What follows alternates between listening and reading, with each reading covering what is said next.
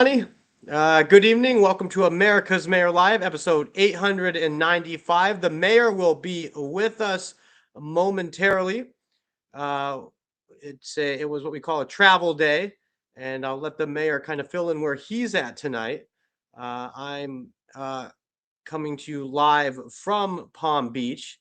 Um, and we obviously want to make sure we're still talking to you, giving you the latest. Another big day, day 27 in the ongoing Iran conflict with Israel and the United States.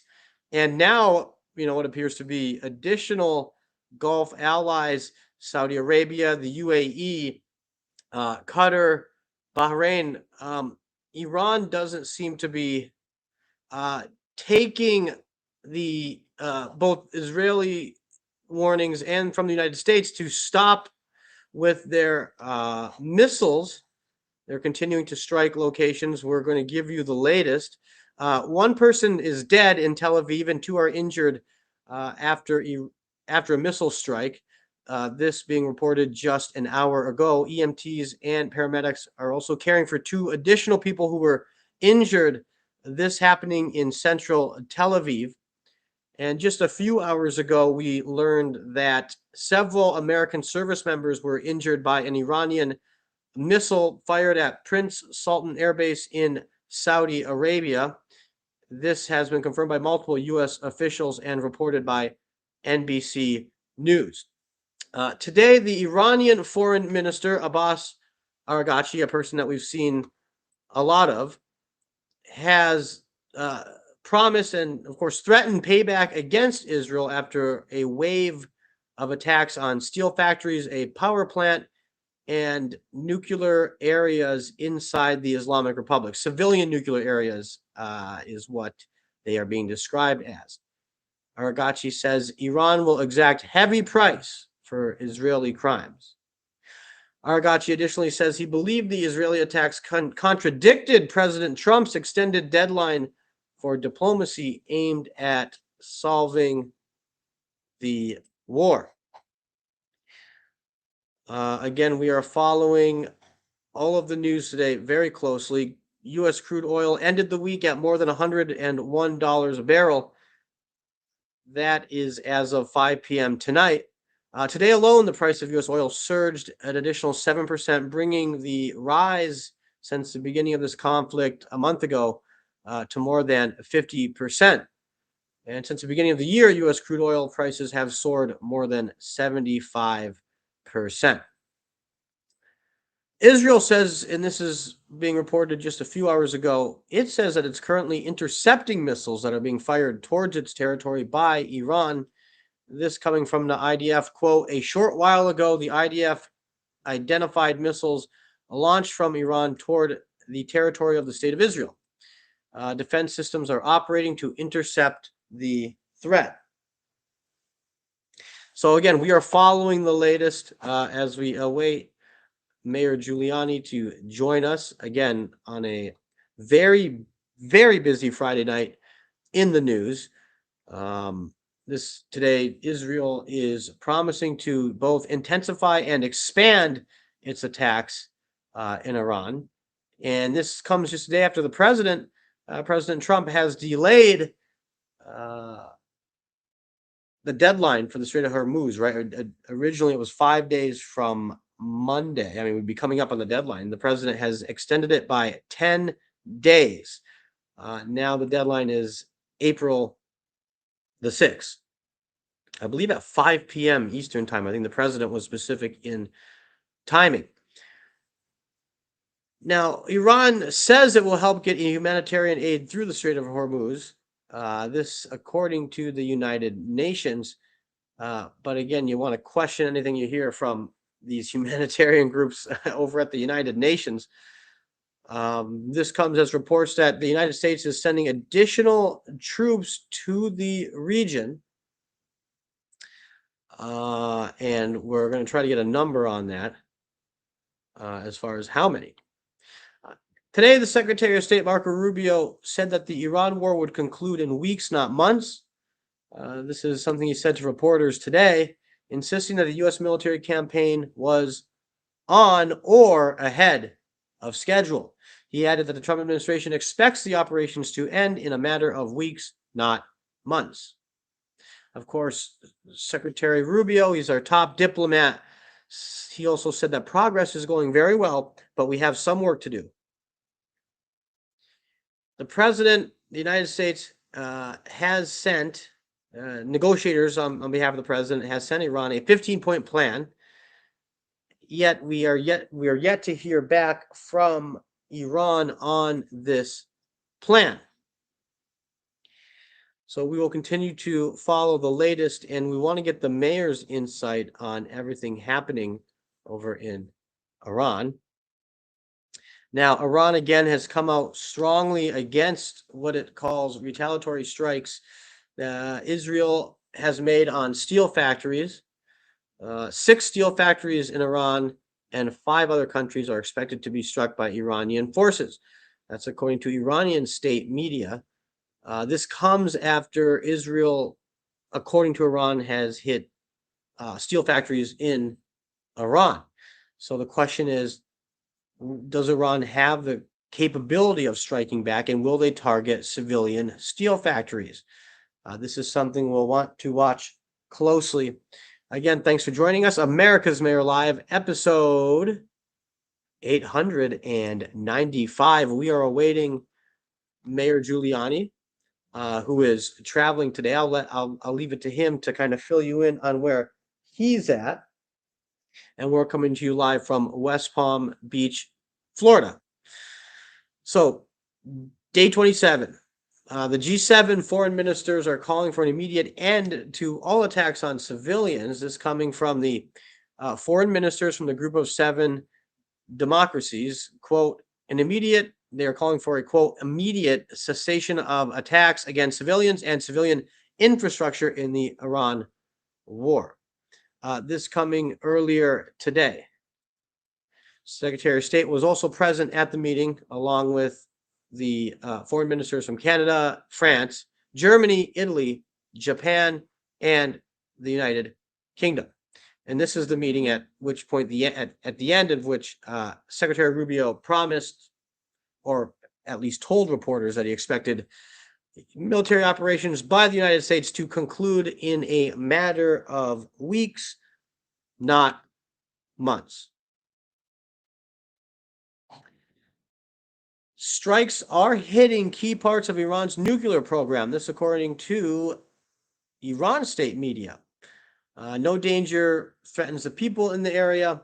However, the strikes did cause some damage on the Kondab heavy water complex. So we'll want to get some more information on where exactly that is located.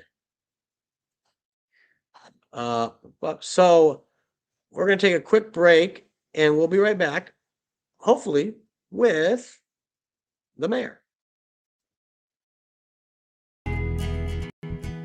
Here we are, pretty much at the beginning of the process here at this pristine, I call it a laboratory. It's not like a factory, it's like a hospital. This is the beginning of the process for roasting. Deep grain, very good quality. Most people don't use this quality. We deal with small farmers because they like to know who we're dealing with. They give us the highest quality, all organic, non-GMO. You should know all Arabica beans, no Robusto, all Arabica. They're going to go into the roaster, and it'll get roasted for about 20 minutes or so.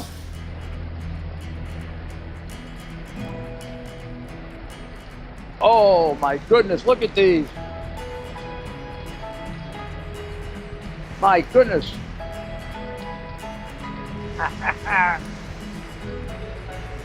You're going to want to specially order these.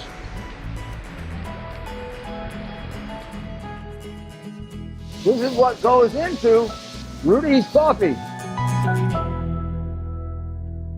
U.S. Army Major Scott Smiley paid a high price serving our nation. Scott was leading his platoon in Iraq when a blast sent shrapnel through his eyes, leaving him blind and temporarily paralyzed. Scott would become the first blind active duty military officer before medically retiring years later. Thanks to friends like you, the Tunnel to Towers Foundation gave Scott and his family a mortgage-free, specially adapted smart home. Show your support for America's heroes now. Donate $11 a month to Tunnel to Towers at T2T.org. Are you ready for some action?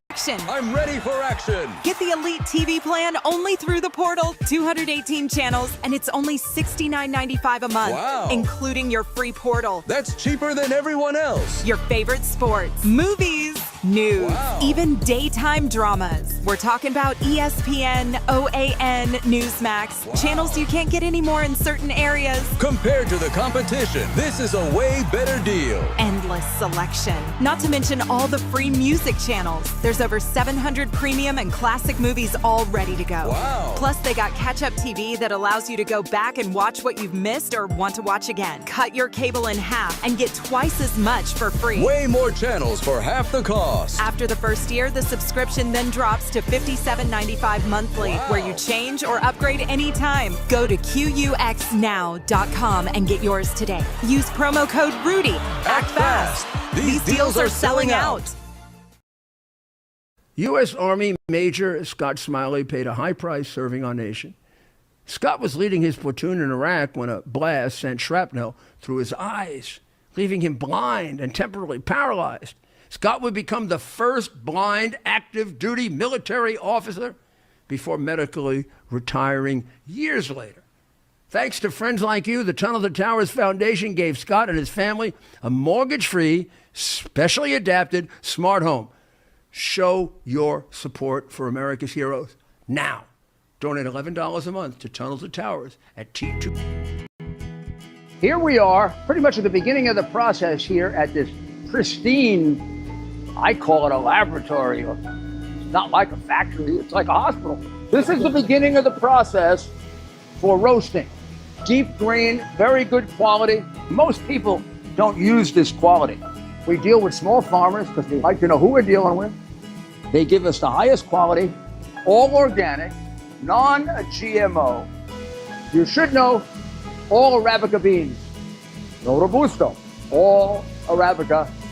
They're going to go into the roaster, and it'll get roasted for about 20 minutes or so.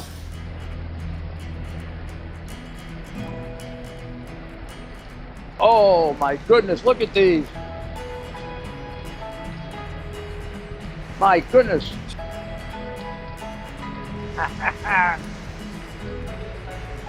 You're going to want to specially order these.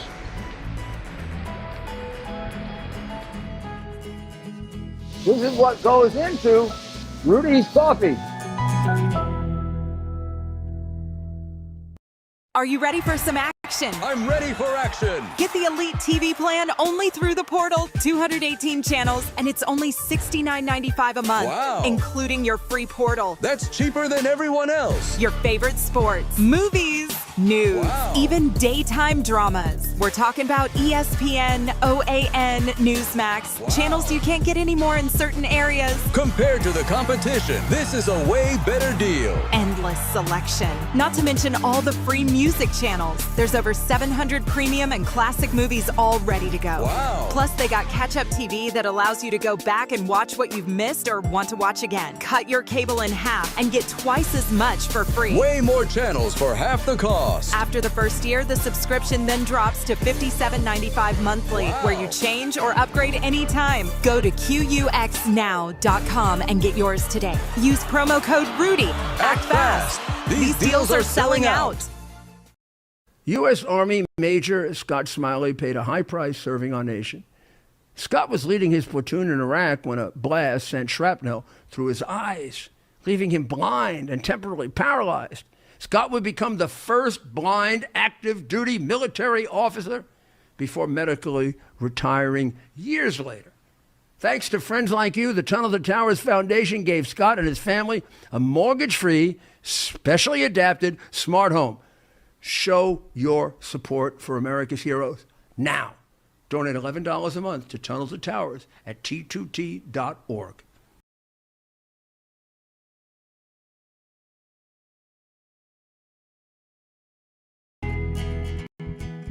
Here we are, pretty much at the beginning of the process here at this pristine, I call it a laboratory. It's not like a factory, it's like a hospital. This is the beginning of the process for roasting. Deep grain, very good quality. Most people don't use this quality. We deal with small farmers because we like to know who we're dealing with. They give us the highest quality, all organic, non-GMO. You should know all Arabica beans, no Robusto, all Arabica. They're going to go into the roaster, and it'll get roasted for about 20 minutes or so.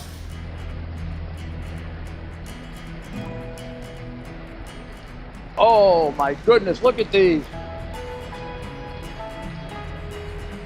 My goodness. Supporters and true American patriots here tonight. You know, Richard just told me backstage that we have more donors here tonight in terms of not only the dollars, but in terms of the individual people. We want to thank you. It's a record.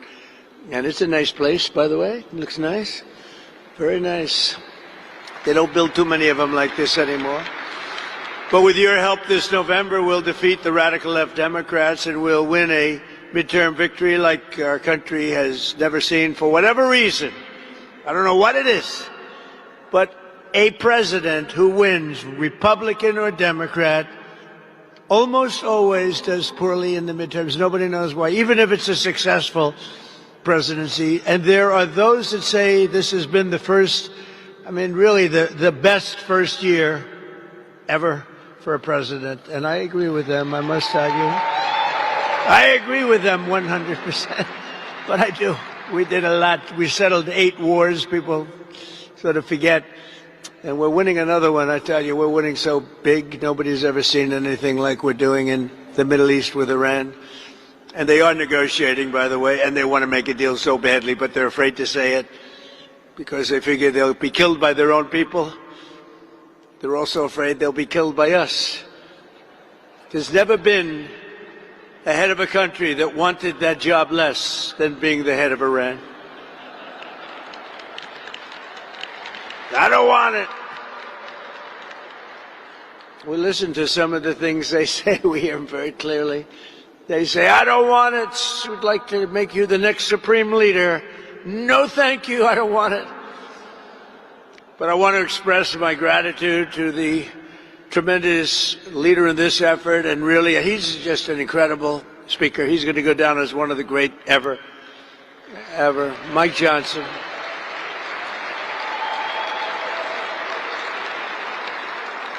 And the boss and his family, by the way, Kelly. And because of the fact that these lights are so bright, I can't see a thing in the audience, but what the hell, I know you're all friends. Otherwise, I'd get out of here very quickly. But what a job he's done. You know, think of it. When we have a majority of 3, we feel so thrilled. Then it goes down sometimes to 2. Then it goes down to 1. And then it goes back up to 2 or 3, and we feel rich again. It's crazy, and we're getting all of this passed. Think about the great, big, beautiful bill. Think of that. The great, big, beautiful bill, we got it done. And remember, that was a 4-year deal. That was 4 years. I said at the time, and Mike agreed, and John Thune agreed. We agreed, let's get everything done, let's put it in one, and everybody said we were crazy, would never get it passed. And that was 4 years worth of goodies. But now that we have that, we're going back for more. We're going back for more pretty quickly. I think you're going to see some pretty good things which we should win. But of course, the thing that we should win, and who would believe that you can't get voter ID because all of the Democrats, every single one of them, they stick together. They have lousy policy. They're not good people, but they stick together. They have horrible policy for this country.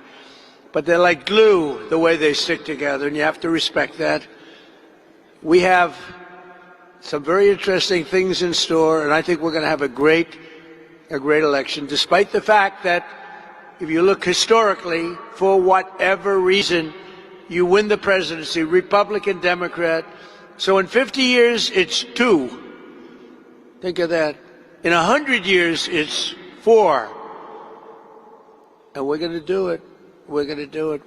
Nobody's done more than we have in this last short period of time. Nobody. It doesn't make sense. I've gone to people, I've asked them, I've asked the greatest political leaders in the country, why is it that whoever wins the presidency, not Republican, not Democrat, whoever wins the presidency doesn't do well in the midterms? And most people can't explain it. The professionals try and give you an answer. The Democrats would say, if you ask them that question, it's racism. But it pertains to you too. Oh, well, in that case, it's not racism. They always use racism. Whenever they ask a question, like voter ID, why don't you want, it's racist. Do they ever have another answer other than racism?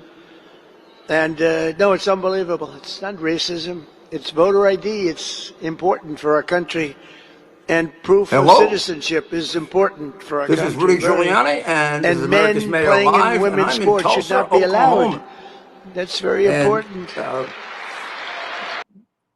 We arrived late, but we're all set to go, assuming everything else is working. We're here to endorse and to do an event for a great man, Jackson Lahmeyer. He's a pastor. He's been on our show any number of times. And Pastor Lahmeyer is running for Congress as a very dedicated Republican, a very dedicated supporter of President Trump. And I've known the pastor for quite some time, and this is an extraordinary man. And I think the times that he's been on our show, you probably testify to that. But he runs one of the most significant churches in Tulsa. He is an extraordinarily well-educated theologian.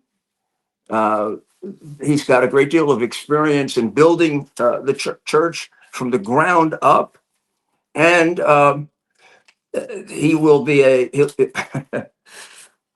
I just wonder.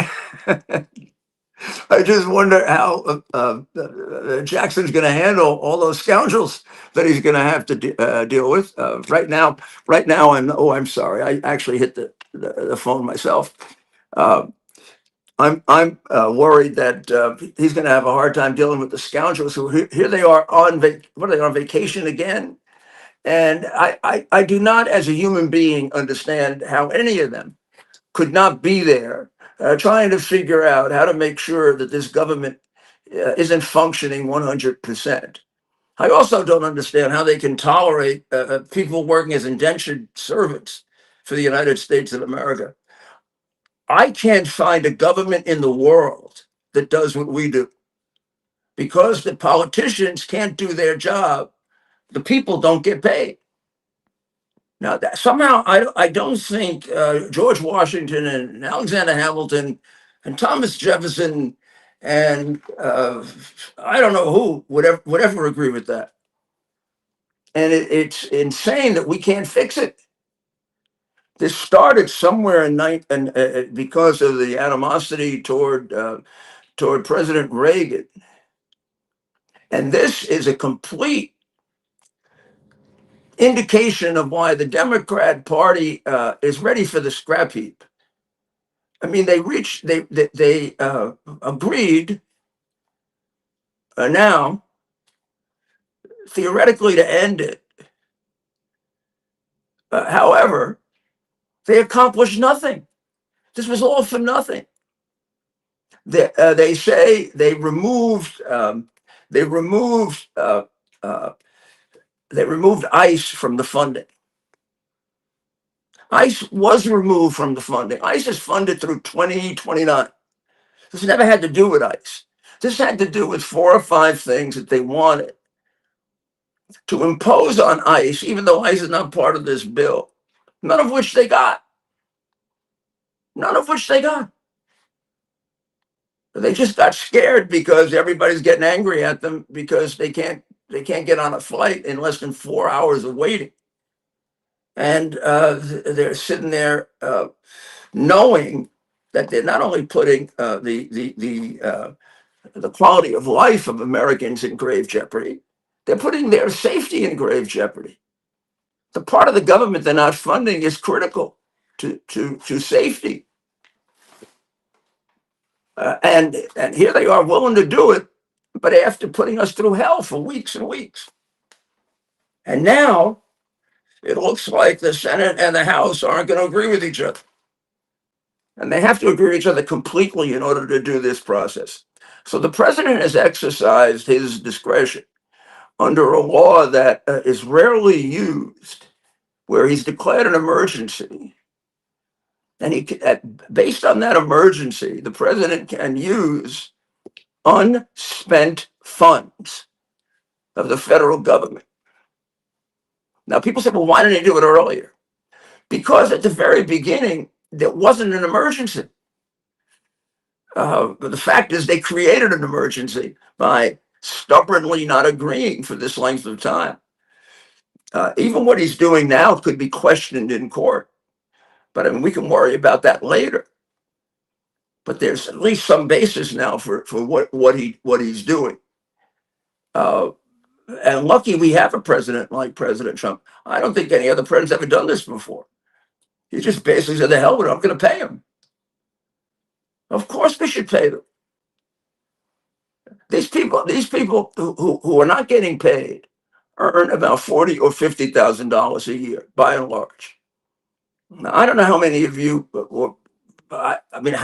no possible way that I can know, how much the audience makes or what category you're in. But I venture to guess that most of you make more than that. And no matter how much you make, unless you're independently wealthy, try missing one or two regular checks and see what happens.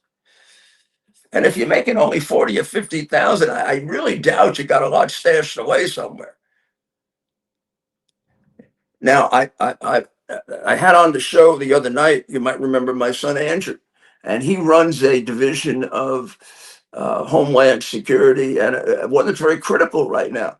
And that is to do all of the security planning for the 73 games of the World Cup that are going to be played in 12 different venues, each one of which is equal in terms of audience to the Super Bowl.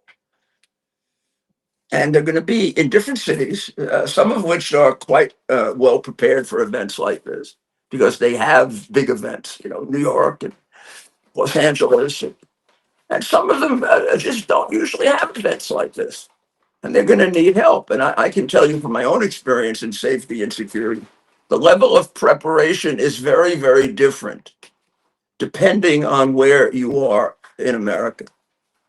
And to cut off funding for this, who knows what you're going to miss? I'm not exactly sure how many people work directly for Andrew. I think it's about 70. And they tend to be people with high expertise because they have to understand the security in Kansas City, and they have to understand the security in Dallas, and the security in Houston, and of course, New York and Los Angeles and Chicago, and we go through all of them. And I don't know, I imagine they're in different financial circumstances, but they've been working without pay. And they're up against a June 11 deadline for the first game. In fact, there was sort of, I don't know what you would call it, sort of a warm-up game played yesterday at Foxborough. I think it involved Brazil, maybe France. I'm not sure the other country, and it was not. I think it was sort of like an exhibition soccer game. I think Foxborough was standing room only. This isn't even a game that counts. If I recall correctly, Andrew told us that there are 73 games in America, and there were 12 or 13 in Mexico, and 12 or 13 in Canada. Of the 73 games in America, at least as of 2 days ago, 72 of them have 1 million requests for seats per game. I don't think there's a stadium in America that holds 1 million people. By and large, they're going to be played in the NFL stadiums in their cities. And they hold about 70 or 80,000 people, which means that these cities are going to be loaded with people from different parts of the world seeking to get tickets, many of them probably thinking they can get tickets. And it's going to be, I mean, it's going to be great if it works, right? They'll be in the restaurants and the bars and the hotels and homes and places they rent because they're not going to be able to get into the stadium, but they want to be near their team. I don't know if you've ever been to a World Cup match. I had the honor of hosting it in New York back in 1994. And Andrew was a kid and went with me. Now he's running the damn thing. And quite exciting for his dad, but quite nerve-wracking too. And he's in a business that I used to do, and I understand the vagaries and difficulties of it. The fact that his people aren't being paid is crazy. The fact that the people at TSA aren't being paid is crazy, and we have to fix it. And thank God we've got a president who's got a pair of couillons. Otherwise, these people would be, In any event, let's talk a little about the war, which the complexity of which is absolutely understandable to me, and it should be to you. It just makes it difficult for any of us to give you really solid information about exactly what's going to happen. First of all, some of the complaints that I had time on the plane coming here to read a lot of different versions in a lot of different newspapers in Asia, Europe, and here. And a common complaint on all sides is nobody knows the strategy. Nobody knows exactly what's going to happen next. How stupid can you be? If the president or Pete Hegseth or the General Kane were to lay out the strategy, they'd put them in jail. If you lay out the strategy, the enemy find out the strategy. They've laid out the strategy in general terms.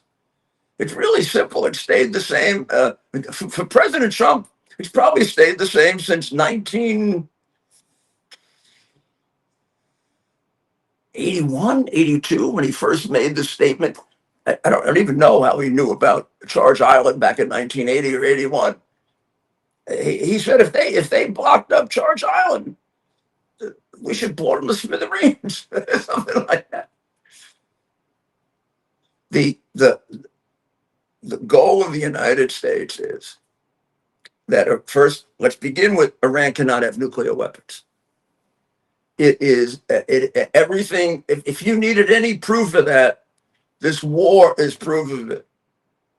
They're being attacked by the United States and the state of Israel. They're fighting a war with all their Arab brothers and sisters. They've attacked those countries much more than they've attacked Israel or the United States. In fact, the biggest source of attack is the Emirates, the United Arab Republic. Now, they're also wasting a tremendous amount of energy on a country that is completely non-military, Bahrain, because they hate them. Because this isn't a war about anything you would understand rationally. This is a war about a so-called religion that goes back to the 7th century. And I always wondered, when push came to shove, do they really want to die? Because they would say that, right? We'll die for Allah, and we'll be glorified, and we'll go to paradise. And yes, there's a whole hadith about how they'll get. The big dispute is there's 72 or 79 versions. And you wonder, do they really believe that? And since they're thieves and murderers, and they kill their own people in large numbers, it's hard to understand how they're actually religious.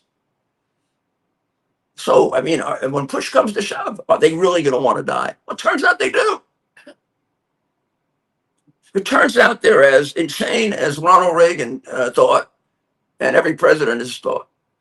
What that means is they cannot have nuclear weapons because they don't care if they die, but we do. And the thing that has kept us free of atomic attack, nuclear attack, since Hiroshima and Nagasaki, is the concept of mutually assured destruction, something that Ronald Reagan hated, and I think Donald Trump hates it even more. Mutually assured destruction means if I have nuclear weapons, big ones, the real big ones, the ones that can blow up cities and countries, and you have nuclear weapons of similar dimension, well, we're not going to attack each other because we're surely going to die. If Russia were to attack us, I mean, Putin isn't going to be able to hide. He's dead. I don't think Putin wants to die. I don't think Xi Jinping wants to die. So they're not going to use. Well, that works as long as Donald Trump, Xi Jinping, and Putin, no matter how good or bad they are, even no matter how smart they are they vaguely rational? And as long as they are, we're safe from that. But the Ayatollah Khomeini, the guy who doesn't appear anymore now, that maybe he doesn't have a face, I don't know. They want to die.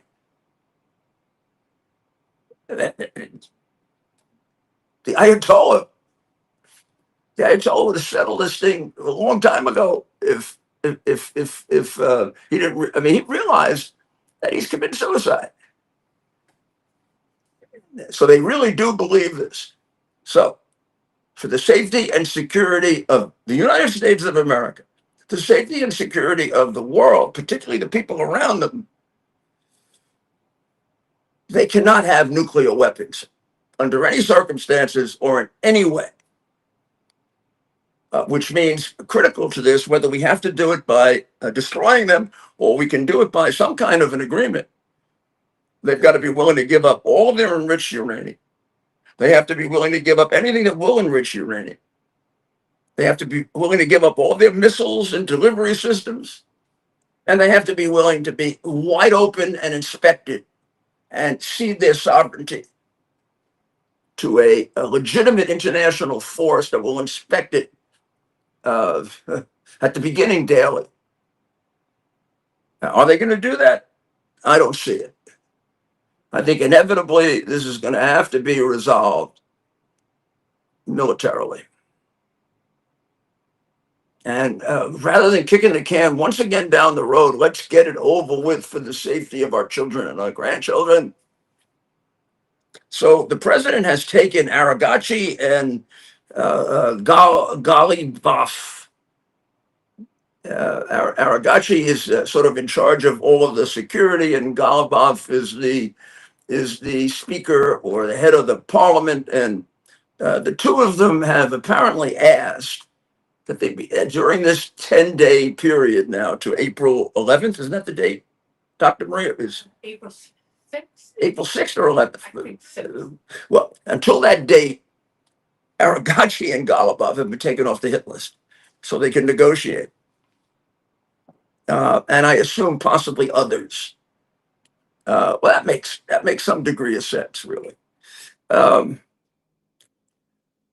going to take a short break because there's a lot of confusion about, number one, the amount of damage that's been done to Iran. What condition are they in? What do they have left? And what are we looking forward to in this period? And how does this thing actually get resolved? I'll give you a pass that I think it'll follow. I think I'm probably right, but I usually think I'm right. And we'll see. But I do have to say, I don't know that we've had a president that could get us this far.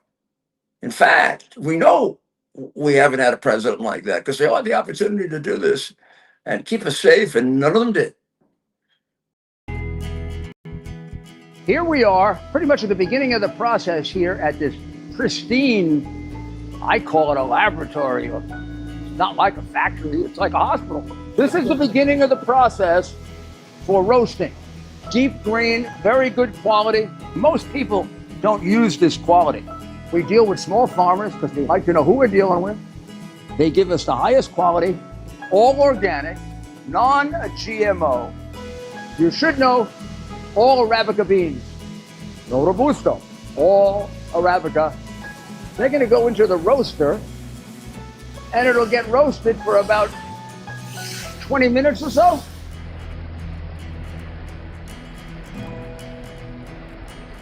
Oh my goodness, look at these. My goodness.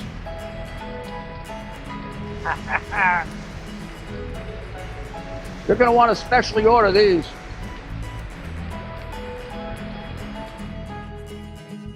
This is what goes into Rudy's coffee. U.S. Army Major Scott Smiley paid a high price serving our nation.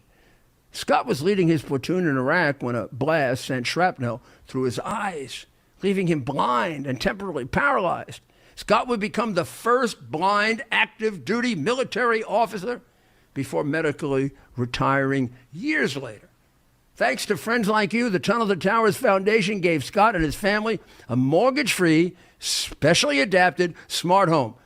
Show your support for America's heroes now. Donate $11 a month to Tunnel to Towers at T2T.org. Here we are, pretty much at the beginning of the process here at this pristine, I call it a laboratory. It's not like a factory, it's like a hospital. This is the beginning of the process for roasting. Deep grain, very good quality. Most people don't use this quality. We deal with small farmers because they like to know who we're dealing with. They give us the highest quality, all organic, non-GMO. You should know all Arabica beans. No Robusto, all Arabica. They're going to go into the roaster and it'll get roasted for about 20 minutes or so.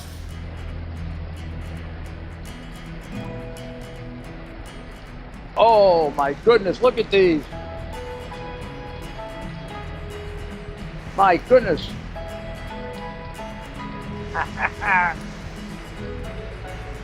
You're going to want to specially order these.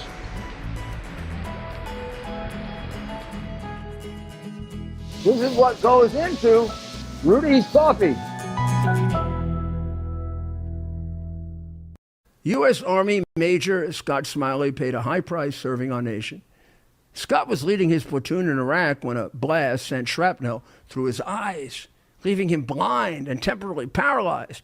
Scott would become the first blind active duty military officer before medically retiring years later. Thanks to friends like you, the Tunnel to Towers Foundation gave Scott and his family a mortgage-free, specially adapted smart home. Show your support for America's heroes now. Donate $11 a month to Tunnel to Towers at T2T.org.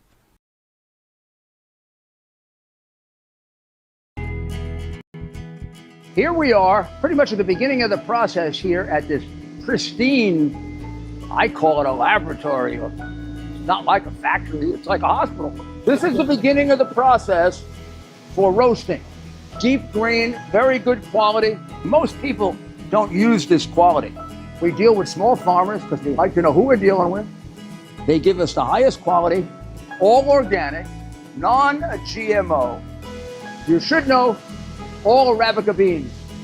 No Robusto, all Arabica. They're going to go into the roaster and it'll get roasted for about 20 minutes or so.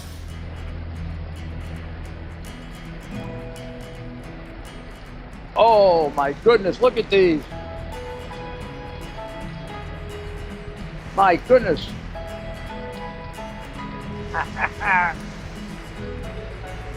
You're going to want to specially order these.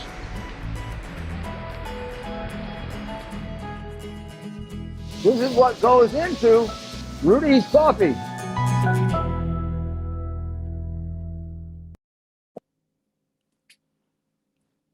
Welcome back to America's Mayor Live, and this is Rudy Giuliani, of course, and I am in Tulsa, Oklahoma, to do a campaign appearance and a dinner for Pastor Jackson Laymeyer, who's running for Congress. He is an extraordinary candidate. He's going to lift the quality of Congress quite a bit. And of course, this is a terrible time to be talking about Congress, so I won't get started on that. I would like Ted, who is I'm not sure where. He can tell us if he wants, or he can remain an undercover agent. But I'd like Ted to bring us up to date of the things that happened while I was traveling. Ted? I'm not on mute here. Hello, Mayor. I am coming to you live from West Palm Beach, Florida. Can you hear me? But we are connected. So, Mayor, today, of course, we had updated the audience at the beginning. Ted, I'm not able to hear you. Okay. Can you hear me now? Yeah. Now I can hear you fine. Okay. But you're hearing me through the phone right now. So let me go ahead and mute your end, and I'll give the audience a update.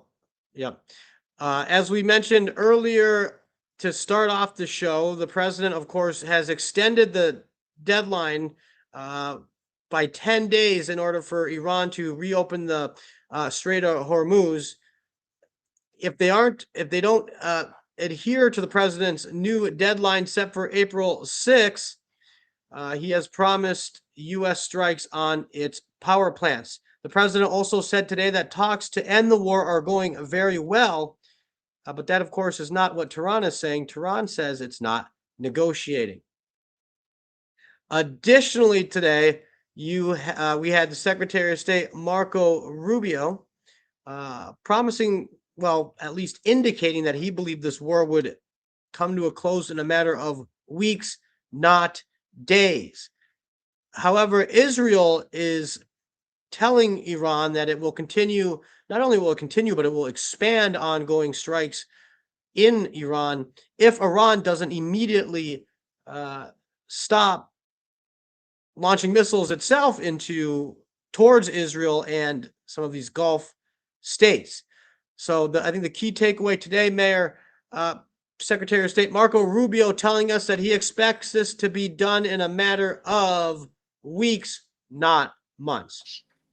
Back to you. Ted, I thought you said he expected it to be done in a matter of weeks, not days. Or did he say weeks, not months? My understanding is weeks, not months. So he thinks it's going to be over fast. I mean, that would be the conclusion from that.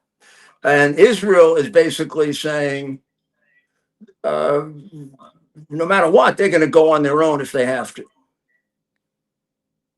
That's right. So how do you interpret all that? Well, it's very clear that Israel, is dedicated to seeing this thing through, and you wonder what sort of domestic political pressures Prime Minister Netanyahu's facing. Of course, they've got to pass a budget internally, otherwise they face an election even sooner than the current schedule, which is for October. Of course, the Israeli parliament and the Knesset has their elections. Sorry, repeat that, Mayor? Israel would have to face an election. We're talking about Israel right now. Right. But of course, Israel, they seem dedicated to seeing this thing through. We've heard reports that Saudi Arabia and the UAE have indicated to President Trump that they would like to see the strikes continue, right, against Iranian military structures. And so we have that on one hand. The president, of course, facing some domestic pressures, maybe even within his own administration, to to bring this thing to a close. Of course, the media, the West, our European allies love to talk about the price of oil and how that is going up and how much can we take. And Iran has indicated that it is also dedicated to using its, its influence over the market if the United States and Israel does not end its military. How short-sighted and how stupid can the European leaders be when Iran is saying, we're going to use whatever we can to dominate you and extort you with the price of oil. So stop the war. So this way we can continue to do it for the next 10 years or 20 or 30 or 40 or 50. I mean, these are the most short-sighted pea-brains, or who the hell knows what they are, communists or frightened or useless people. But the simple fact is, we got to win. This isn't a matter of winning like a football game or a basketball. We have to remove this cancer, which is just going to get worse. If we come to this point and we end up with a negotiated settlement with these people, they're going to get worse. It's not going to get better. Are they still denying that they are having negotiations? The latest, yes. Tehran says it's not currently negotiating with the United States. That, of course, is not what we're hearing from the U.S. side of things. And so, let's see. Go ahead, man. Definitely lying about that. There obviously are negotiations going on. You wouldn't have all these points coming out and if there wasn't. So they're lying about that. The president even warned them yesterday, I think it was, not to lie about it. So they're lying about it. If they're going to lie about what the negotiations are going on, they're going to lie about everything they agree to, like they did last time. The last agreement that they did with Obama was a disaster.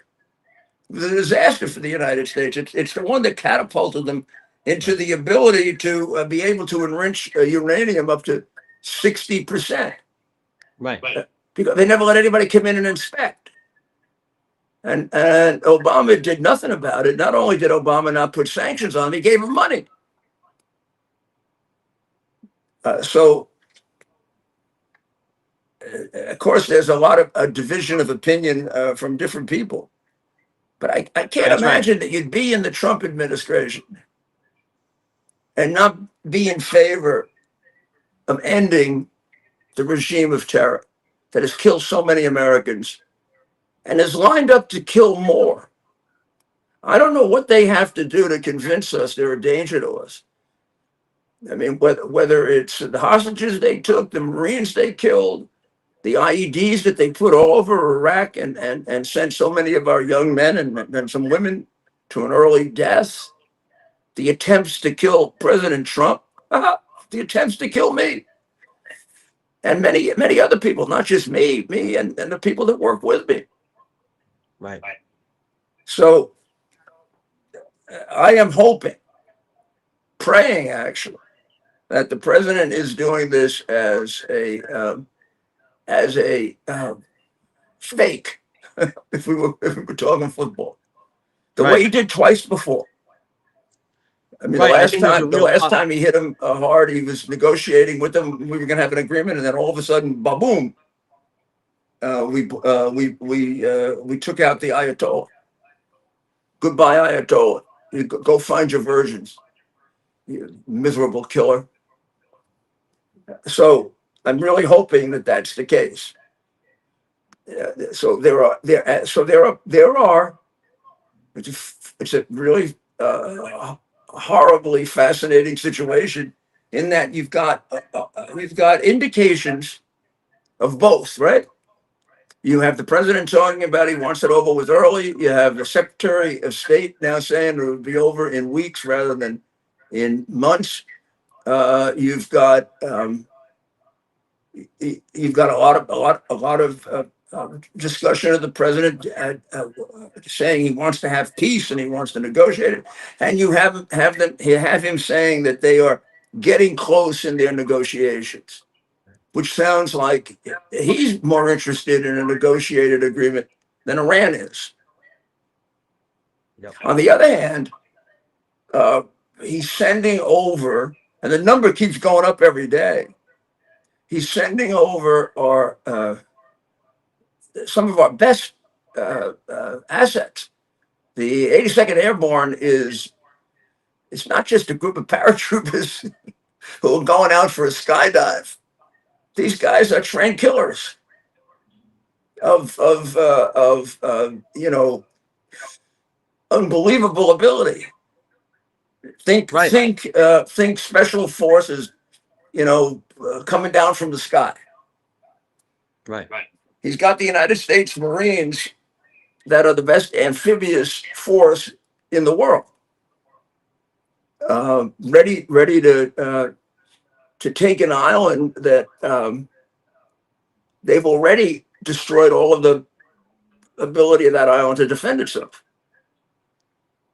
And you take that island out, and you take if the estimates are correct, you destroy them. 80% of their oil either is there or goes through there. Exactly why they did it that way, I don't understand. If you look at the United States, there's certainly no one place where all of our natural gas or oil is exported.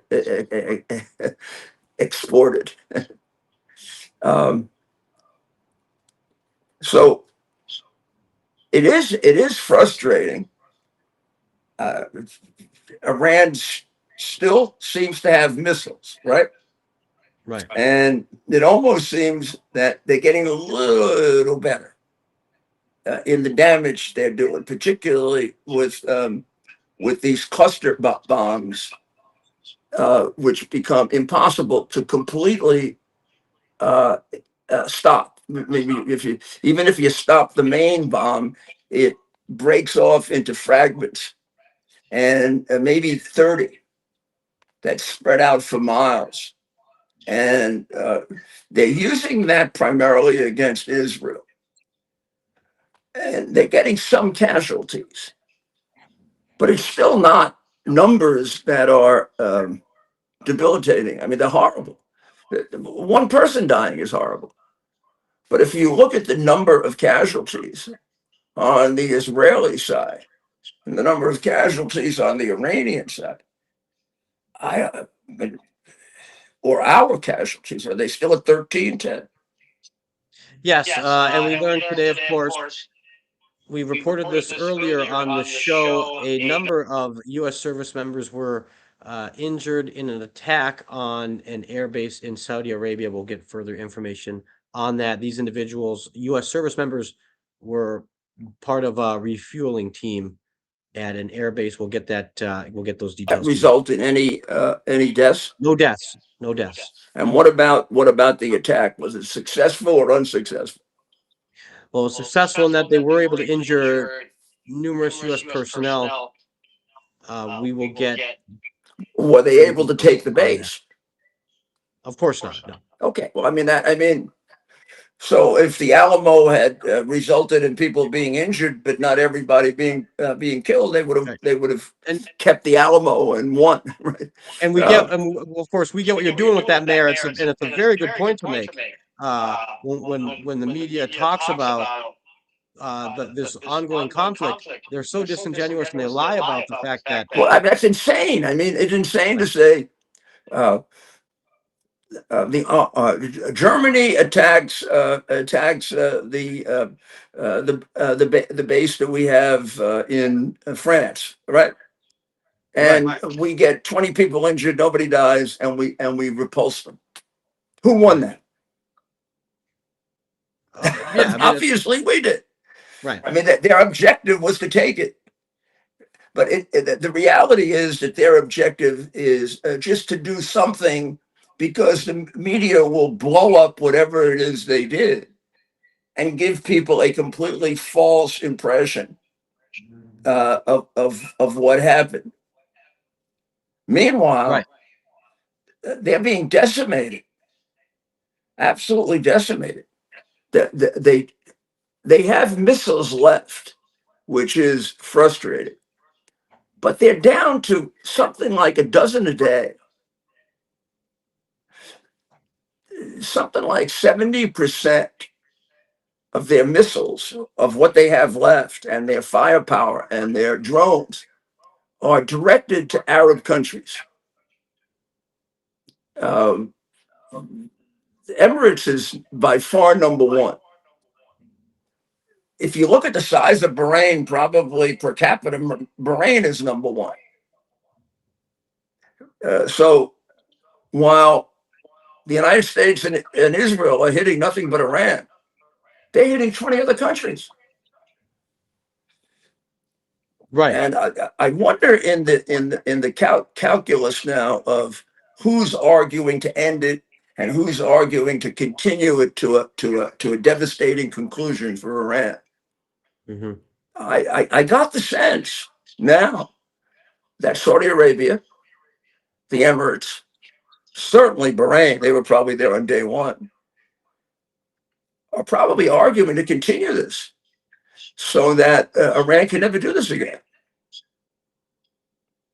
I think it's Europe that's arguing for concluding it. And then I imagine it's the isolationists among the so-called MAGA people. However, 100% of them in the recent polls support what the president's doing. So I don't know how big this group of isolationists are. And as I think I did a little post on this, or whatever you call tweets now. But I mean, you got to be like a child, like an immature, I'm sorry, asshole, to actually be an isolationist when a massive military power wants to destroy you and has spent 47 years trying to figure out how to do that. And it's working really, really hard to have a missile that'll reach you. And that's, I mean, and by the way, they don't hide their objectives. They attack Diego Garcia to show that they can send a missile 2,000 miles. Actually, that's another one in which they made fools out of themselves, but dangerous fools. They couldn't reach Diego Garcia. The two missiles did no damage. One went off course and just sailed off to nowhere, and the other we knocked down. We knocked out very easily with a Tomahawk missile. So the president has expressed his deep, I wouldn't even call it anger, I would say disgust at NATO. Here we are, been funding them for years. And they've helped us, that's true, but just helped us. We've had the major burden of all of the things NATO has done. And they've helped us sometimes. And now they're walking out on us. And Iran has made it clear to them that they're the first target. Before the missiles are going to get across the Atlantic Ocean, they're going to hit England. It's going to take a while for them, given the fact they can't get to Diego Garcia yet. It's going to take them a while to be able to harm us, which they will do. But what kind of people are running these countries? And they just say, well, stop it and we'll take it. We'll let you extort us on oil. We'll let you keep trying to hit us with missiles. But we don't want to go through having to pay more for oil for a while. Meanwhile, if we were to keep this pressure on, the country that's getting hurt, that would get hurt the most, is China. Whatever happens to our price of oil, their price of oil is going to go up 3 times if they get it at all. Most of that oil that comes out of that area through the Strait of Hormuz heads to China and India and Asia.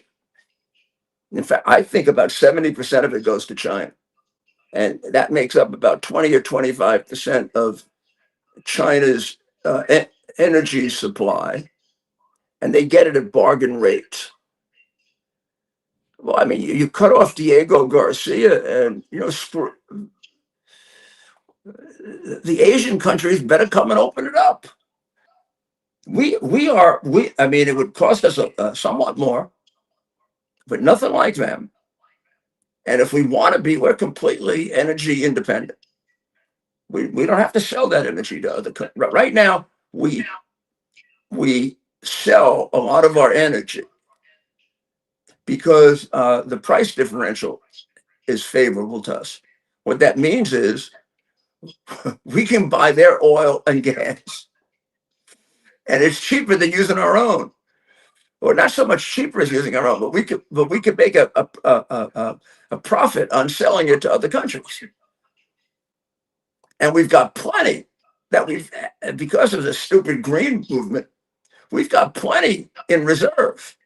It may very well be that we're probably third or fourth in the world for oil.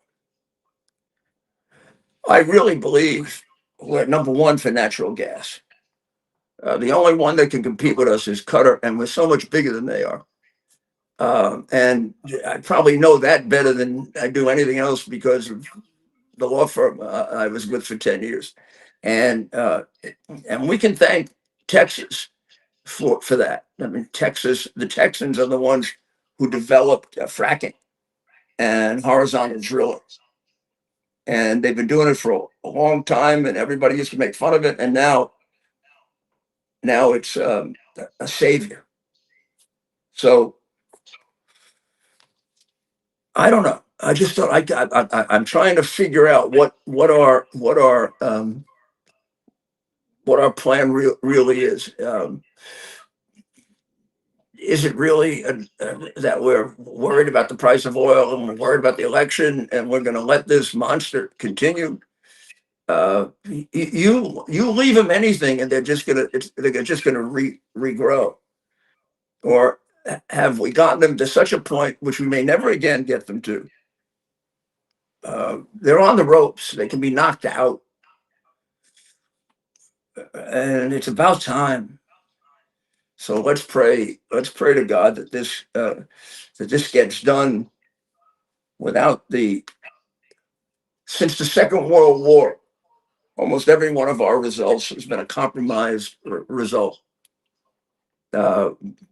We fought the Korean War to a tie, and then Clinton turned it into a victory for North Korea when he wouldn't do anything about their nuclear weapons. The Vietnam War, for all intents and purposes, we lost. Probably never should have fought it, but we lost it. We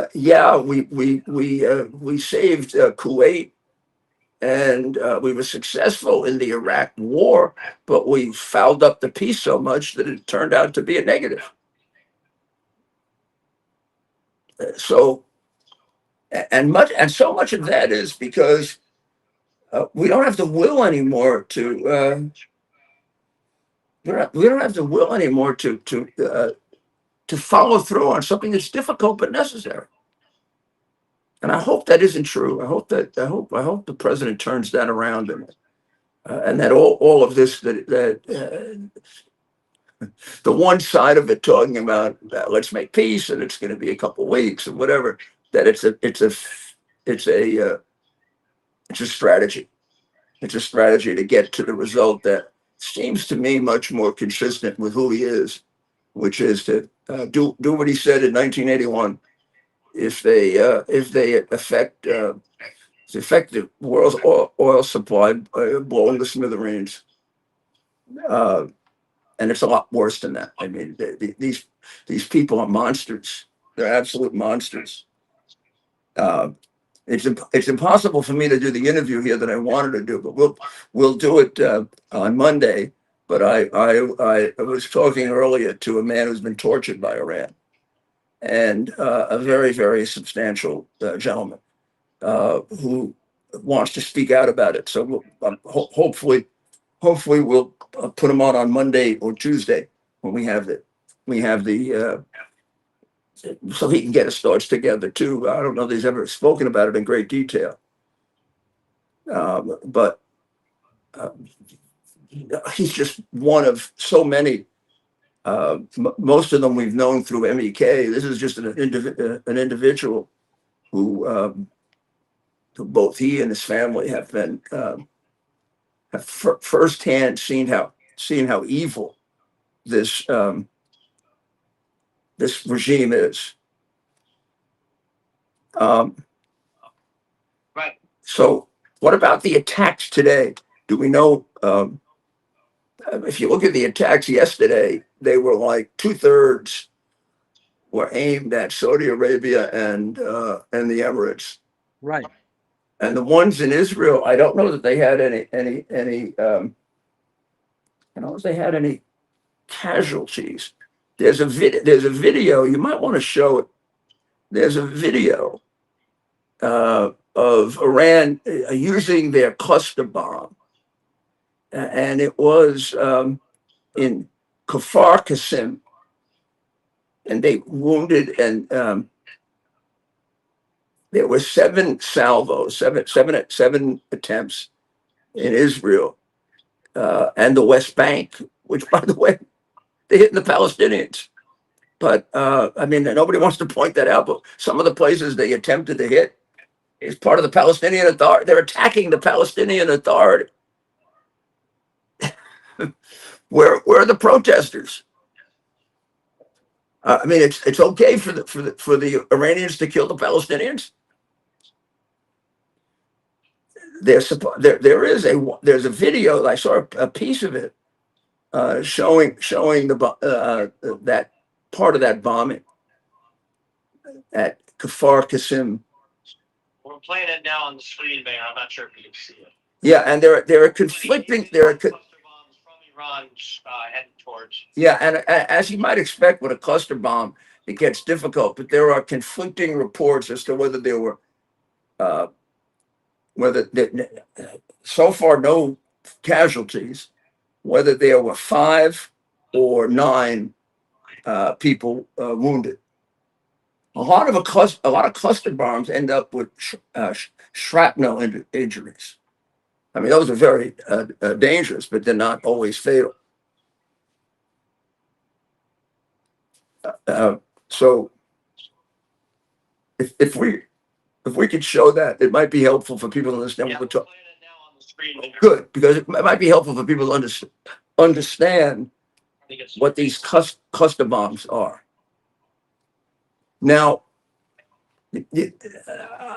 I just give you this for your own thinking. There are some reports, accurate, inaccurate, that both Israel and the United States have given up the goal of regime change. And you haven't heard, and some of the evidence of this, for those who believe this to be the case, is that you don't hear Bibi Netanyahu or the president in the last week or two talking about Iranians overthrowing their government. Remember, the president any number of times would say it would be a great result if they were able to overthrow the government, but the Iranian people have to do it, and Bibi would say similar things. And according to this group of leaks, both the United States and Israel have come to the conclusion that within Iran, there's not the capacity to do it, and the people don't have enough weapons. Now, I know our people at MEK believe that they do, And there are people that actually do believe they can, and there are leaks to the contrary. But there's a whole group of there's a whole group of people, talking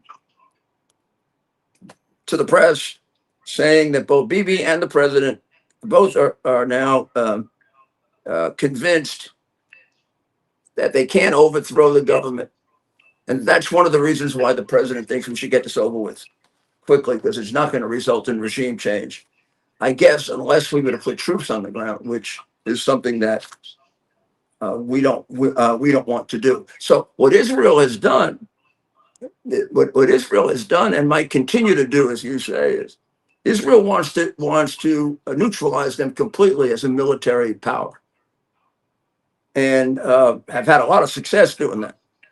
If you notice, last night we had some video. And it was just you could just see one after another. I think the Israelis put it out one after another of hits on trucks. They must have been 6 or 7 hits on trucks. Those trucks are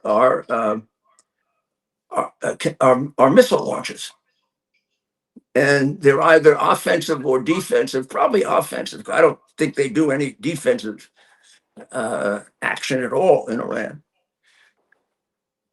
So they've taken out hundreds of trucks. They took out a major facility that created a great deal of worry, because it is very, very close to where Iran. It's on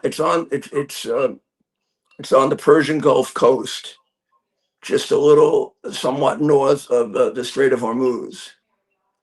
It turned out that it was a massive facility, and there's worry that there was nuclear leakage from it.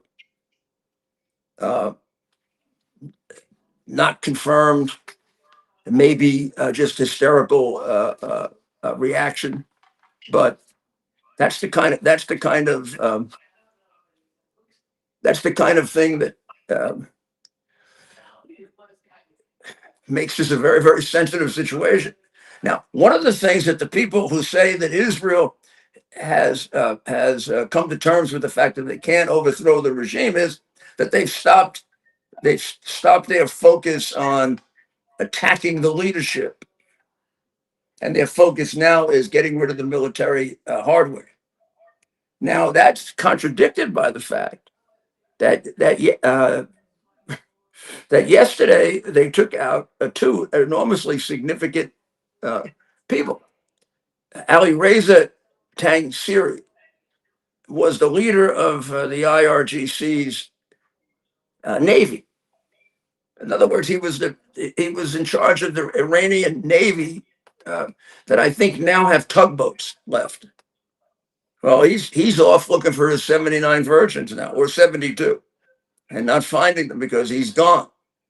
And Israel took him out. I believe they did. And the second was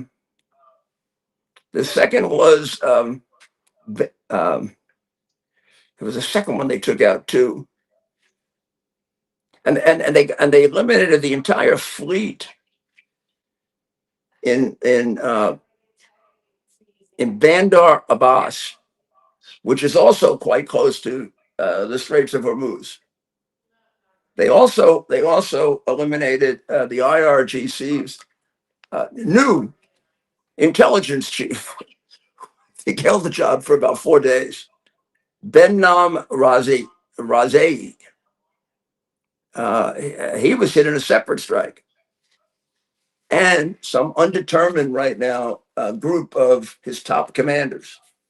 So the idea that they're not continuing to wipe out the leadership of the IRGC is wrong, and gives some doubt about the credibility of these reports that Israel has given up hope that the Iranian people, if you thin out the IRGC and the Quds Force and the militia, would have the capacity of being able to take over the government.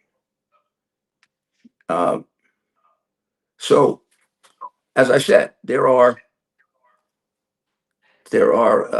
indications on both sides. I'll tell you one thing that's for sure.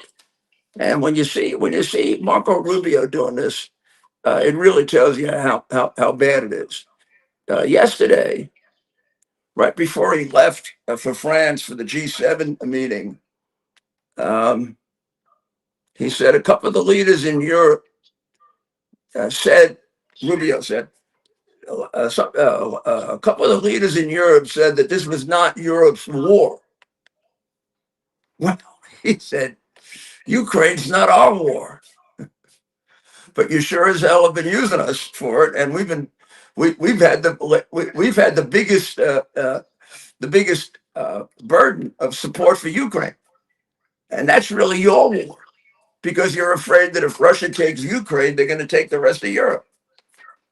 And so what is this crap? This is not your war. Of course it's your war. Why do they think that Iran's working on missiles that can go 2,500 miles? You don't have to go 2,500 miles to hit Israel and Saudi Arabia, and that's the distance you have to go to hit England. So basically, it sounds like Rubio is fed up with NATO as well. He said very little of our energy comes through the straits.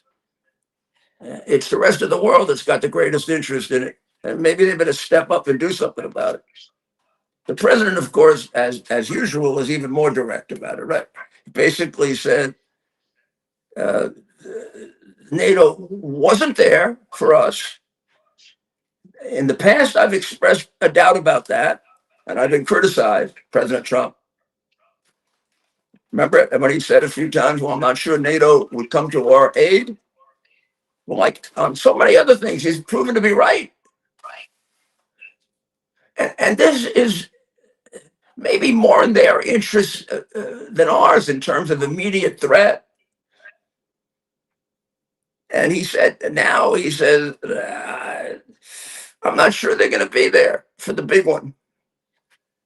I'm so disappointed in NATO. This was a test. Can you help us? You don't have to, but if you don't do that, we're going to remember.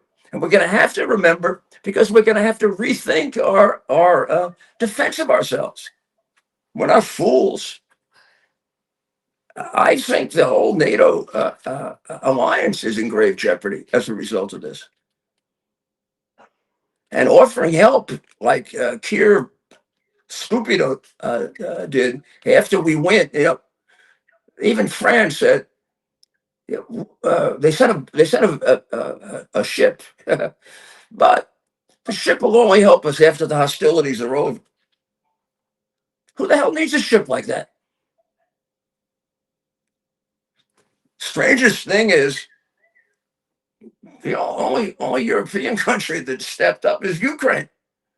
Ukraine has sent people there to show us how to use the super duper improved defensive drone. I mean, this is a fascinating situation where when the war started in Ukraine saved itself because we were way ahead of Russia on drones. Russia, using Iran as their source, developed the Shadar, I think you should call it the Shadar drone that was superior to the Ukrainian drone. And in the last 3 months, the Ukraine has developed a drone that can defend against it. So they have now sold those drones to us and to some of the Arab countries, but they turn out to be like we had to do for them. They turn out to be different in terms of how to operate them. So they've sent over. I don't know exactly how many, but the recent group that went over were about 200 Ukrainian air defense personnel, and they'll be operating those drones until we learn the ins and outs of it. And what that means is that what we accomplish now very often with a Tomahawk missile that costs us $5 million, if this is correct, we can accomplish it with a drone that costs us about $2,000. So you can see, I think the president was quite correct when he said that Pete Hegseth and General Kane want to keep going because they're having such great success. And the president, now this is again the other side of it. The president was very, very annoyed yesterday, if people took a good look at it, that the Wall Street Journal says that Trump is desperate. He's desperate to get out of this war. He described it as fake news. He said, I read a story that I'm desperate to make a deal. I'm not. If I was desperate, if I was desperate, I'd make the deal. Mayor, why do you think you're seeing these constant headlines, and whether it's the Wall Street Journal, the New York Post, or not, maybe not the Post as much, but obviously all the Usual suspects, the New York Times, the Washington Post. Why is it as simple as their disdain for President Trump? Yeah. It's that they can't. I mean, Mike Goodwin did a great piece on this, where he said that Trump derangement syndrome has now moved into the level of insanity. People can't see the nose in front of their face because of Trump derangement syndrome. I mean, they're rooting for mass murderers. Now, it is true. At the same time, the Wall Street Journal is writing editorials like "Don't stop now," "Don't quit now." They can't be allowed to they can't be allowed to be in a situation where they can rebuild all this. So there are pressures. There are pressures both ways, and I don't think I finished the thought before, but we know about the airborne, but now there's and I don't know how far along this is, but it sounds like they're going to send another 10,000 ground troops to the Middle East. So they have 5,000 Marines. They're going to have about 3,000 from the 82nd Airborne. And it looks like they're going to be sending another 10,000. I don't know. That's a lot to send there. It's a lot. So I think the best analysis of this is David Harsanyi in the Post today. He points out that one way or another, we have to completely dismantle their nuclear facilities in Natanz, Isfahan, and Fordow. And he doesn't see how that can actually happen without military action. So I think that's probably correct. So I think that's where we're headed. Meanwhile, tomorrow we're going to have a No Kings demonstration. I guess we're going to have it in a number of different cities. And so this will be a group of Americans rooting for a maniacal enemy of the United States that every week chants death to America. And our juvenile delinquents are going to be protesting for them, along with American traders Bruce Springsteen, Joan Baez, and Hanoi Jane. I mean, Hanoi Jane, I don't know, she's 85 or 86 or something? I mean, she looks like an old hag. She was a hag before she was old. But so somebody posed a question. I don't want to act like I came up with this first, but I can't remember who. They're having a no kings demonstration. Oh, Bernie Sanders is going to be part of it. But they're in favor of dictators. Let's not have kings, but let's have dictators. They're protesting in favor, not just of a dictator, maniacal, theocratic dictators. So when you see it tomorrow, yeah, no kings, but we can have dictators. Now, I don't know if we have this on video, but this one I think really disgusted me. This was in Philadelphia, and this was one of the demonstrators in Philadelphia, the city of our birth, really, right? America's birth. And this is what he is alleged to have said. For every U.S. soldier that returns home in a casket, we cheer.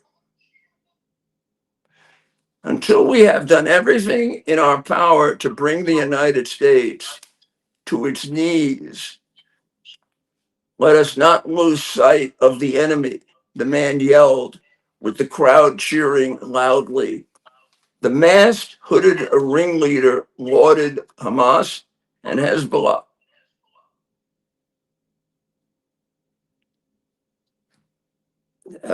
So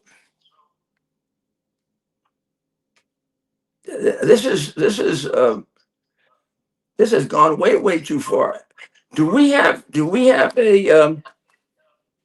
the video. Yeah, so tell me when it's ready, okay? it's ready. We're gonna play it now. Okay, because the other thing I also want to point out is that that the Economist, the piece of shit British publication, Economist,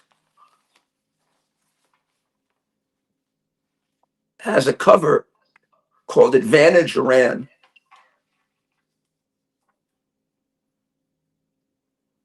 Are you playing it, Ted? Yep, play it now. Okay, tell me when it's over. Everything in our power to bring the United States to its knees. Let us not lose sight of the enemy. For every U.S. military base that crumbles, and for every U.S. soldier who returns home in a casket, we cheer. Hamas, Hezbollah, Ansarallah, all of the resistance forces we celebrate. These popular voices on the ground spend every waking moment in direct confrontation with Zionism, and they rely on a strong Iranian state to maintain their fighting capacity. Do you hate America? May a Hamas rocket blow up your family's home. Until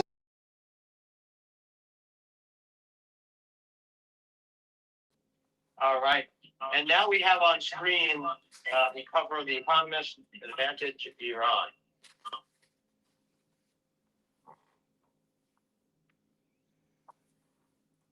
I mean, no use even. I mean, I read the articles the articles are very solid evidence that once again Michael Goodwin of the Post is correct, that Trump derangement syndrome, which used to be a psychosis, is now pure utter insanity.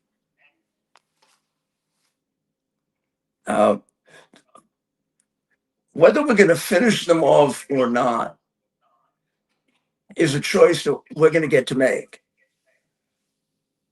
I mean, they're a few more steps, and you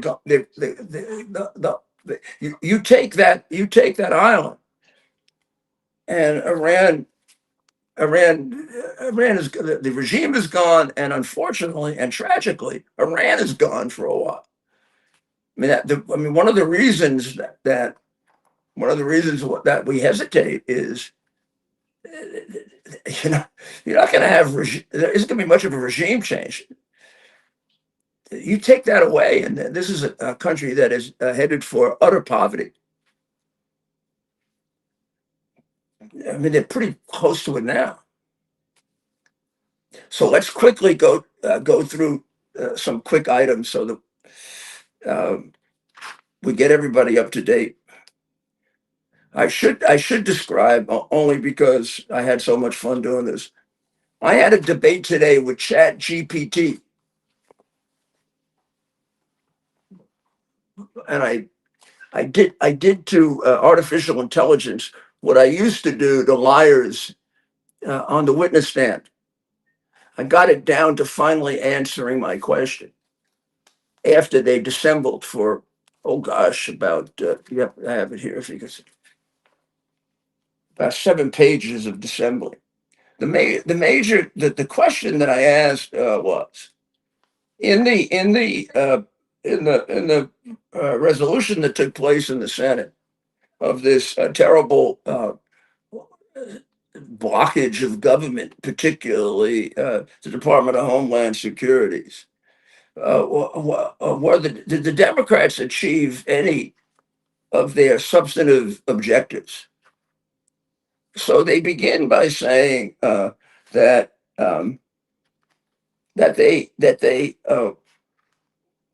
were able to get the Republicans to take ICE funding out of the bill.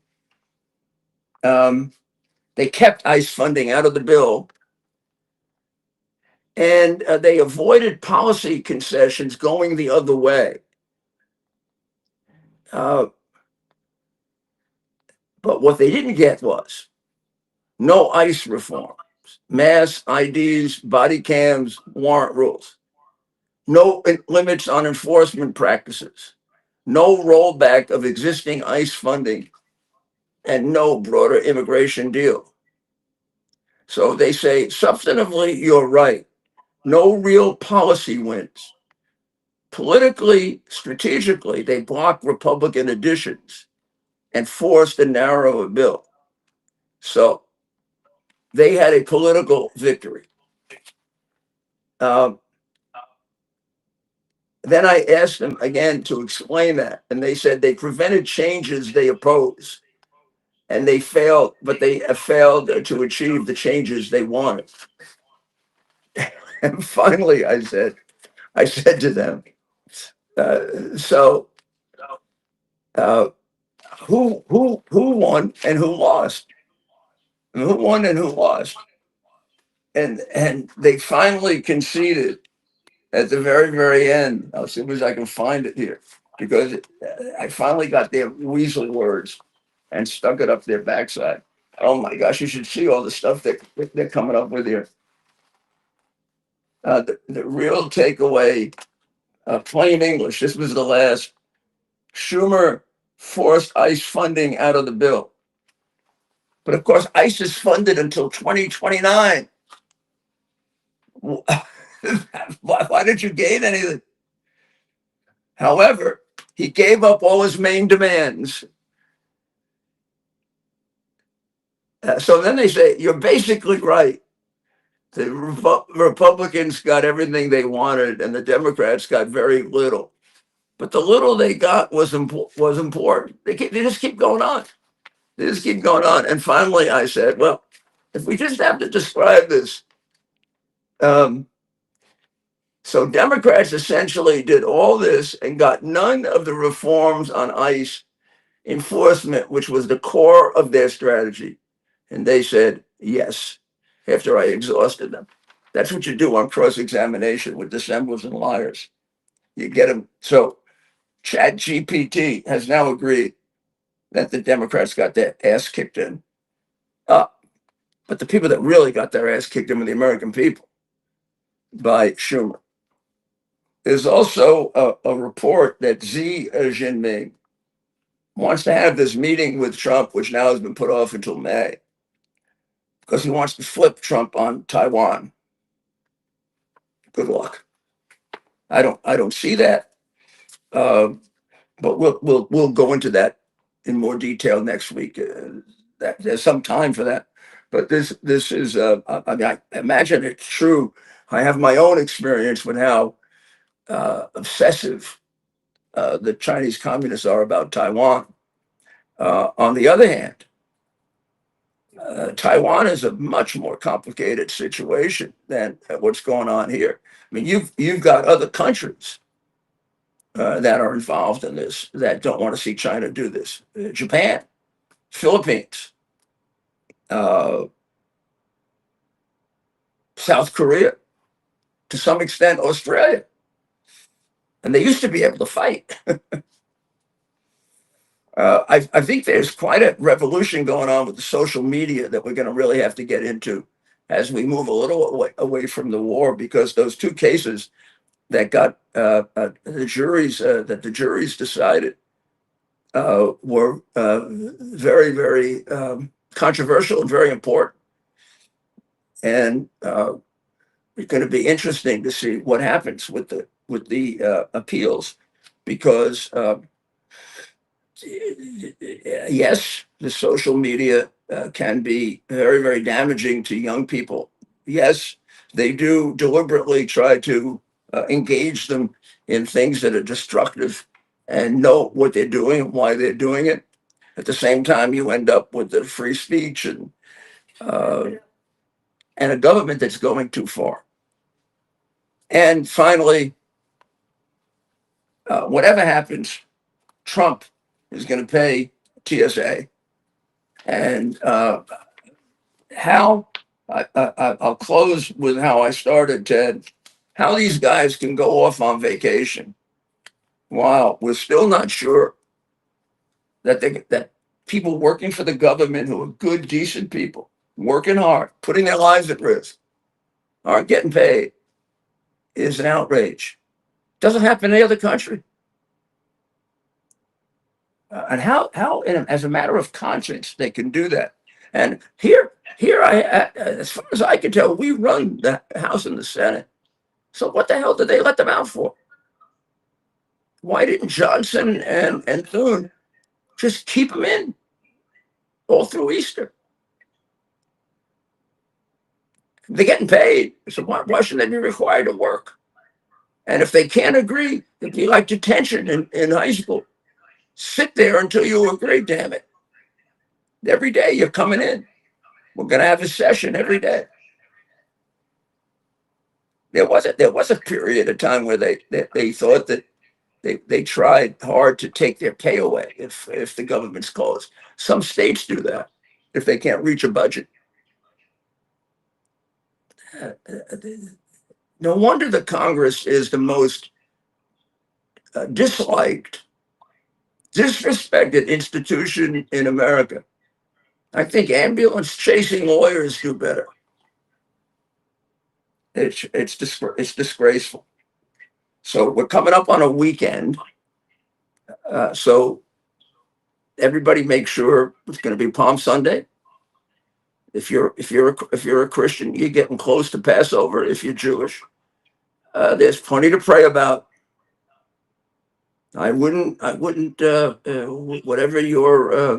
whatever your Christian denomination or whatever your level of Judaism, I would cling to God this weekend. We need his help. And let's pray for Israel. Let's pray for Iran. Let's make sure we pray for Ukraine. And thank you for helping us. I appreciate it. And pray for our men and women who are being sent there and are sitting there. And it kind of reminds me a little bit, not as dramatic, but it reminds me of the D-Day invasion, where it was called off 3, 4, 5 times, and they finally just had to do it because they thought the morale of the troops was going to run out if they didn't finally do it. It's got to be tough sitting there and not knowing. But we've got the greatest military in the world, which they've proven. This military action is maybe the most successful in our history, and that's why it should conclude the right way, not with some kind of negotiated agreement with a bunch of insane murderers. So thank you, God, for the guidance that you've given our president and the guidance you've given us. And we'll be ready if anything happens over the weekend. I'm here for for a great pastor, Jackson Lahmeyer, who wants to be in Congress and would make a great member of Congress. We'll talk more about him. We'll have him on. And then we'll put this gentleman on next week who, if he decides he wants to do it, it gives you a kind of an up front and close view of what we're dealing with. Ted, are we okay? Great. You're going to get a little Great rest show. this weekend? Little bit of rest. Well, I'll be in Michigan. We got a big convention tomorrow. Oh, really? Oh, yes, that's right. That's right. But I stuck around. I'm glad I did. We had to work all this out, so gonna So leave you're bright and early going first thing in the to morning. you're going to be in Michigan with the Republican Party in Michigan? That's right. Of course, they're big fans of yours. You know, we've been there together Yeah. a number Well, of times. good luck. We'll talk. All right? We'll talk. Great show tonight. And let's be available if God forbid anything happens that we have to cover. I say God forbid because usually if you have to cover it, it's not good. Right. But we'll stay in touch and we'll be talking this weekend and stay tuned. We'll post some clips on the mayor's social media. And we'll be in touch this weekend as we enter week 5 of the war. Well, we'll see you on Monday if nothing else happens. And of course, very, very heartfelt. God bless America. It's our purpose to bring to bear the principle of common sense and rational discussion to the issues of our day. America was created at a time of great turmoil, tremendous disagreements, anger, hatred. There was a book written in 1776 that guided much of the discipline of thinking that brought to us the discovery of our freedoms, of our God-given freedoms. It was Thomas Paine's Common Sense, written in 1776, one of the first American bestsellers, in which Thomas Paine explained, by rational principles, the reason why these small colonies felt the necessity to separate from the Kingdom of Great Britain and the King of England. He explained their inherent desire for liberty, for freedom, freedom of religion, freedom of speech, the ability to select the people who govern them. And he explained it in ways that were understandable to all the people, not just the elite. Because the desire for freedom is universal. The desire for freedom adheres in the human mind, and it is part of the human soul. This is exactly the time we should consult our history. Look at what we've done in the past and see if we can't use it to help us now. We understand that our founders created the greatest country in the history of the world, the greatest democracy, the freest country, a country that has taken more people out of poverty than any country ever. All of us are so fortunate to be Americans. But a great deal of the reason for America's constant ability to self-improve is because we're able to reason, we're able to talk, we're able to analyze. We are able to apply